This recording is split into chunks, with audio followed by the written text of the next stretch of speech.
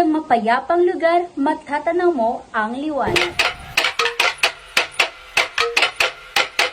Isang magandang tribo na patuloy na pinangalagaan ang kanilang kultura, tradisyon at pamana na minana pa nila mula sa kanilang mga ninuno.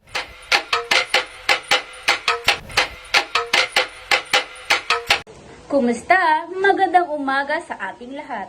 Ako po si Criswell Nicole J. Sebua at maligayang pagdating sa aking vlog.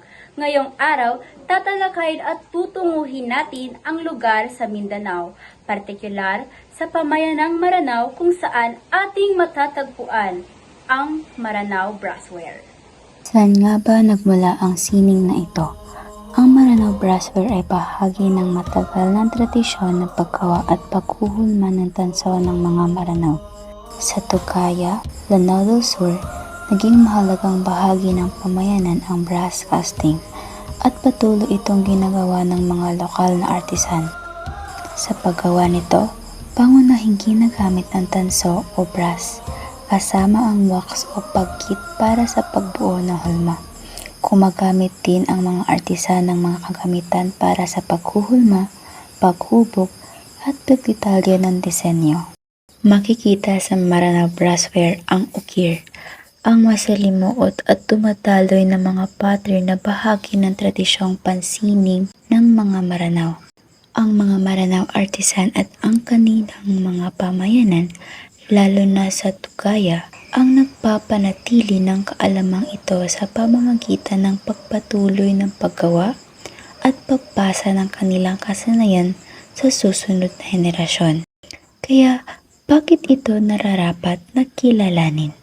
Nararapat na kilalanin ang Maranao Brassware dahil ang Maranao Brassware ay hindi lamang isang bagay na gawa sa tanso. Isa itong pagpapakita ng kasanayan, pagkamalikhain, kasanayan at pagkakakilalang Maranao.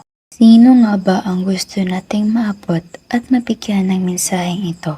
Ang pangunahing target audience ay ang mga kabataang Pilipino, lalo na ang mga estudyante at aktibong gumagamit ng social media. Ano ang plataforma na gagamitin? Para maabot sila, gagamit tayo ng TikTok, Facebook at YouTube, kung saan maaring ipakita ang brassware sa pamamagitan ng maikling videos, larawan at infographics.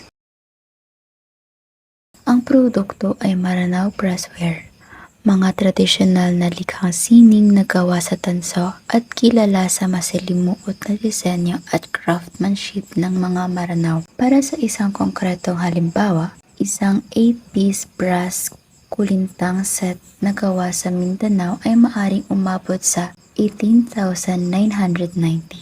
Pero, bakit ganito ang halaga? Hindi lamang dahil sa tanso ang presyo. Isinaalang-alang din ang materyales, laki, disenyo, detalye, oras ng paggawa, at kasanayan ng artisan. Saan natin ito susuportahan? Sa mga lokal na pamayanan, cultural exhibits, museo, festivals, at lehitimong sources ng Maranao crafts. Para naman sa promotion, gagamit tayo ng short videos, photos, infographics, posters at social media campaigns. Sa bawat ukit, may kwento. Sa bawat tanso, may pamana. Ano natin ito mapapanatiling buhay? Suportahan natin ang local na artisan, bisitahin ang mga museo at cultural sites, at piliin ang authentic na local na crafts.